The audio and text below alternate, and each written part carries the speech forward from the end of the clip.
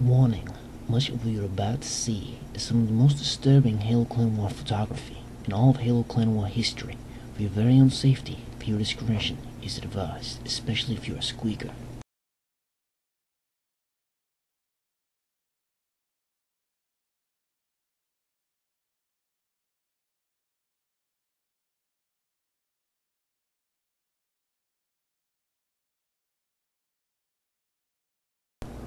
February 28, 2012. Shortly after Blade to the Right was caught starting a small rebellion, mostly consisted of Army Rangers and Marines, that was not expected to soon become a terrorist clan that could do harm to the USM and its people. Shortly after they were infiltrated, we discovered a name and a few resources showing possible future acts of terror upon the USM, which were being plotted at the time. These suspicions were previously backed up by past events and voice recordings, which were supplied by the most trusted infiltrators. Shortly after we interrogated countless treasonists and plagiarists, we had set several who had been previously blacklisted moved over to the bounty list.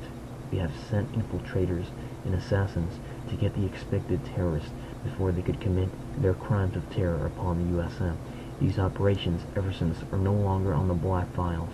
They are now out for the public to learn about their history. Blades and several others have been assassinated, now out of the way.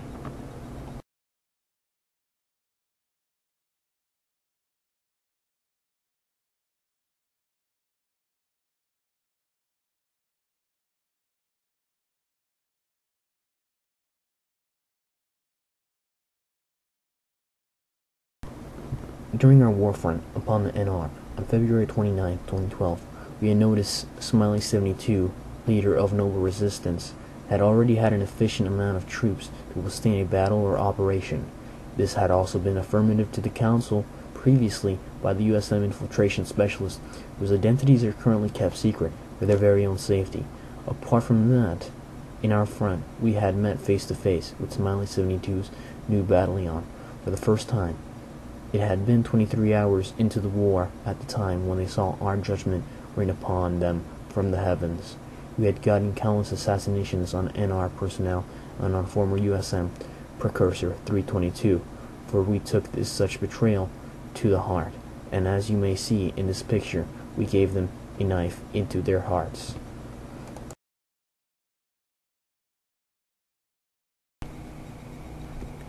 Saturday, March the 3rd, 2012. 7 hours, 47 minutes, and 23 seconds into the day. The Battle of Gomji, USM Marines aerial units in disaster. Shortly after they took down a good number of NR ground forces, right before their bird took a wrecking M19 102mm surface-to-surface missile to its left wing.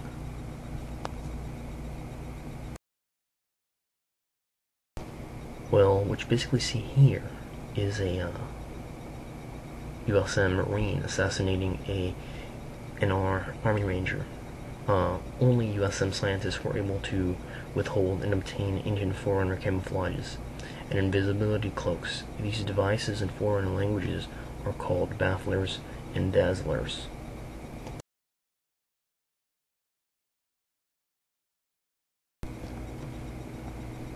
Another one of our enemy's lives taken.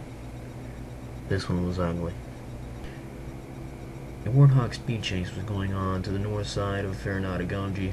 Our friendly hog had been on fire for 30 seconds, but our vehicular units weren't able to make it out alive. By the time they had reached close enough to the NR vehicular units, they had already blown up.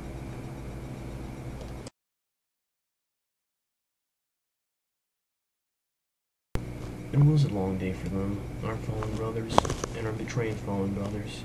Some of them knew they were going to die there. They didn't expect to see another day. To fight once more for the clan they had fought and died for that day.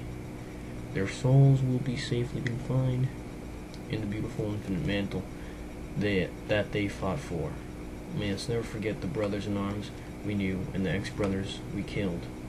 Let us remember the names we gave them and forget the pain we have and they have all felt. USM.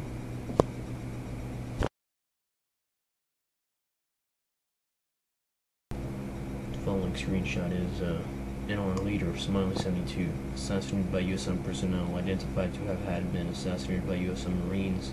This had surely been reported affirmative to the public that he had been killed in battle 23 and 36 hours into the war front on Saturday, March the 3rd, 2012. The people of Mantle had been relieved that the enemy has been silenced, thanks to our very own USM Marine Corps. Sadly, at that time, even though we had assassinated him, the war hadn't been over. Saturday, March the 3rd, 2012, another screenshot showing affirmative evidence that the power-hungry Smiley 72 had been dropped to the earth. As we watch our past brothers fight against us on the territory, we sadly had to watch them fail, simultaneously at our feet, for they had tried to strike shortly after we declared war. By 23 hours, as bright as the sun gleamed overhead, we had fought off waves after waves of the enemy. By 15 minutes later, we had let no blasphemous breath leave Smiley's lungs evermore. Fire was in the distance, and our bodies had laid soulless for minutes, and their bodies laid next to ours, resembling our pasts. There was difference in color and in logo, and in the pride for everyone fought for their very own affairs and beliefs. Yet out of 163 deaths, they had suffered a mere 500 deaths. There was gore in every corner. Chaos was let loose, coughing out the smoke, inhaling, and as we bravely looked to the sun, we saw the sun was fit to our advantage. We had won. The sun was on our side. From our losses, we had identified a pride, a gain, and from our ashes and corpses, a victory the USM had claimed.